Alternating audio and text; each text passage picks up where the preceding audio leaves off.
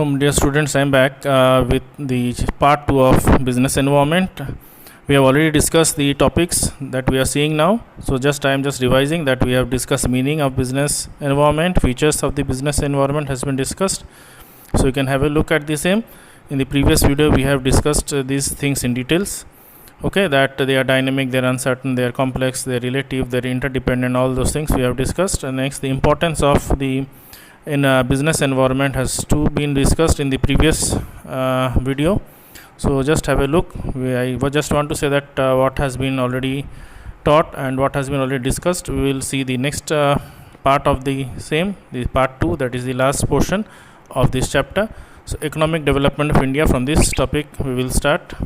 Okay, so here the economic development refers to the government role in the public sector infrastructure industries, that is how the public sector industries were the main backbone of the economy, and how the role of the public sector changed after 1991 when the new economic policy or new that is policy made by the government has brought certain changes. So now, what is the new economic policy? That was known as also industrial policy, under which there was a change or impact in the government industries. Okay, so the features of the economic policy are as follows, that is they have reduced the number of industries to 6 under compulsory licensing. Okay, that means the number of industry which were earlier reserved for government has been limited or restricted to 6 only. Only 6 industries have been kept by the government under their authority or under their power, and rest has been given opportunity for private sectors also. Okay,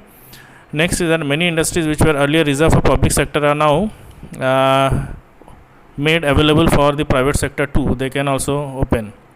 Disinvestment was carried out at large scales. Means disinvestment here means that the public sector shares have been sold to private sector individuals or corporate sectors. Okay, the private individuals are now the owners, they have purchased certain shares. So this is a disinvestment policy.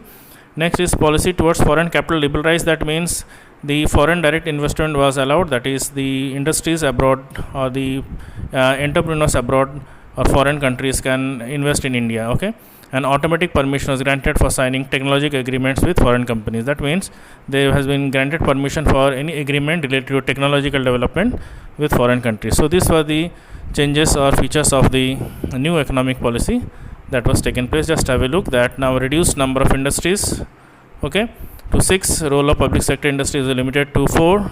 Disinvestment was carried out. Policy towards foreign capital was liberalized in many sectors, and the next was this automatic permission was granted for signing technology agreements with the foreign companies.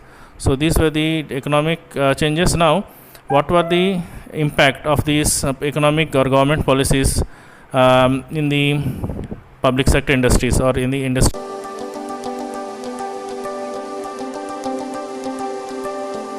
What were the main strategies of new economic policies? So the competition grew or increases. Okay, after the economic policy, what happened that the competition has increased. Okay, we will see that later. Now let us see that branches of new economic policy. We have 3 branches of a new economic policy, which is known as LPG famously, that is liberalization, privatization and globalization. Now what is liberalization? Liberalization is nothing but that relaxation or rules in the regulations which were earlier restricted to private sectors. That is, certain industries were only operated by public sectors and not allowed for the private sector. Now they have been relaxed or liberalized, and now the private sector too can operate in those sectors. Okay, so what was taken place in liberalization? Abolishing licensing requirement in most of the industries. Okay, that is, in most of the industries earlier only public sector license holders could open, but now the private sectors too can open. Now freedom in declining the scale of business activities. There is no restriction or expansion or contradiction of the business activities. They can expand and they can also contradict, or they can shut down the industries as per their will. Removal of restriction on the movement of goods and services. This was made. Okay, that the restriction which were earlier made for movement of goods and services has been reduced. Freedom in fixing the prices of goods and services. This is the one of the main important, that now the industries are free to set up the prices, and due to the competition, the public will choose which goods they want to purchase. Now, reduction of tax rates and lifting unnecessary control of the tax rate. Okay, making okay. So these were the changes that has been taken place. Next is privatization. Now, what is privatization? Privatization is a policy where the government has disinvested or sold some of its shares to private sector. Okay, we can see that there was a dilution in government ownership. Only 51% share were kept by the government agencies, and rest were sold to the private owners, and their participation was also taken. Okay, so disinvestment, we have seen that BSNL shares which was earlier government was disinvested, and so many industries. And last is globalization. In a globalization, what happened, that the global markets were made open, that is, foreign countries can come into India and they can set up their business. So this policy was made. Okay, so licensing import, tariff restriction, and quantitative restriction. Okay, so these were made relaxation.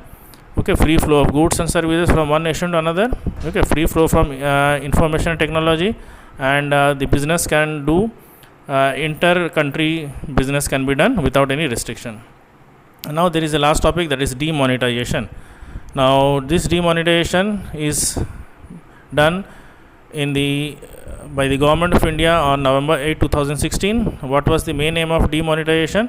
Was to invalidate the currency which was circulating at that time, to curb the black money, and to curb the illegal activities of the businessmen. Okay, the features of demonetization, it is viewed as tax administration measure. Okay, so that the cash holding can be restricted, and bank can issue new notes, the black money can be seized. Okay, so demonetization helped in government in evasion of the tax which was long earlier made due to black money. Demonetization led to tax administration and changing in the formal financial system.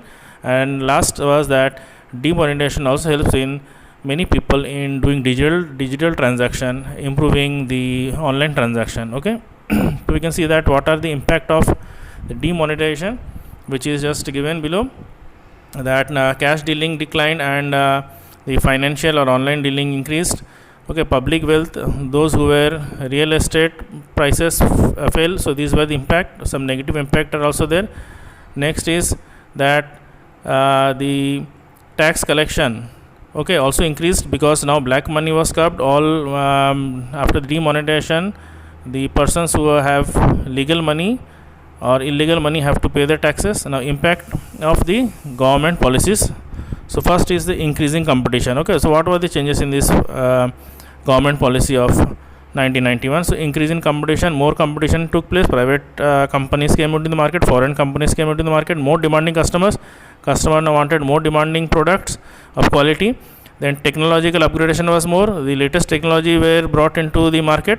Necessity for change. Okay, so after that, the whatever the changes it was necessary in the market came into place. Need for developing human resources. Okay, efficient workers and the efficient natural resources were used properly. Market orientation, as per the market demands, the goods were produced. And loss of budgetary support system to public sector. Earlier the support were given to the public sector by the government, that has been stopped. Now they have to survive on their own, they have to make the profit, they have to generate their resources and profits. Okay, so this was the last part. So you can just have a look that was the impact of the government policy on business industry. So these were the points earlier discussed just above. So just have a look, and please note down the points discussed above in your classwork copy. Okay, thank you.